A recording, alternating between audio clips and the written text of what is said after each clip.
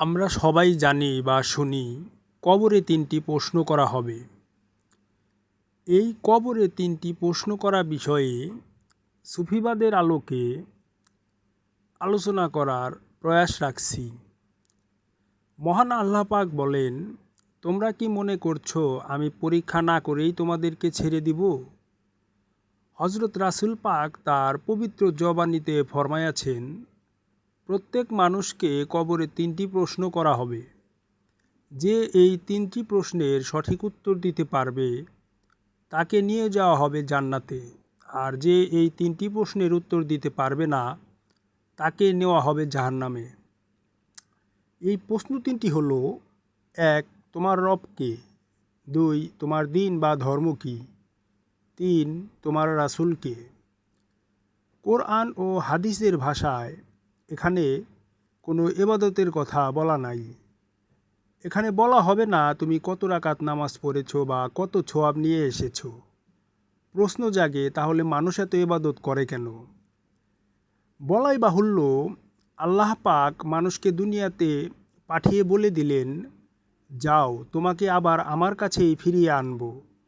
দুনিয়াতে তুমি রিজিকের অন্বেষণ করো, আমার সালাত কায়েম করো, জাকাত আদায় করো। নিশ্চয়ই আমার কাছে ফিরে আসার আগে আমি তোমার পরীক্ষা নিব। এই পরীক্ষাই হলো তিনটি প্রশ্নের উত্তর। হাদিস শরীফে রাসূল পাক ফরমায়াছেন, শরীয়ত আমার বাক্য, তরিকত আমার কাজ, হাকিকত আমার অবস্থা এবং মারেফাত আমার নিগুড় রহস্য। যে এই চারটির একটি বাদ দিবে সে আমার উম্মতের মধ্যে গণ্য নয়। মারেফাতের এই নিগুড় রহস্য বলতে গিয়ে সুফি সাধকগণ স্পষ্টভাবেই বলে দিয়েছেন যে কবর বলতে মানুষের দেহকে বোঝানো হয়েছে। মানুষের দেহের ভিতর রুহু থাকতেই মৃত্যুর আগেই তাকে তিনটি প্রশ্ন করা হয়। কোরআনে আল্লাহ পাক বলেন, আমি নিজ সুরতেই আদমকে সৃষ্টি করেছি। আদম সুরতই আমার সুরত। বান্দার মৃত্যুর সময় আদম সুরতেই অসংখ্য আদমের মাঝেই আল্লাহ পাক বিরাজ হয়ে বান্দাকে প্রশ্ন করা হবে, তোমার প্রভুকে?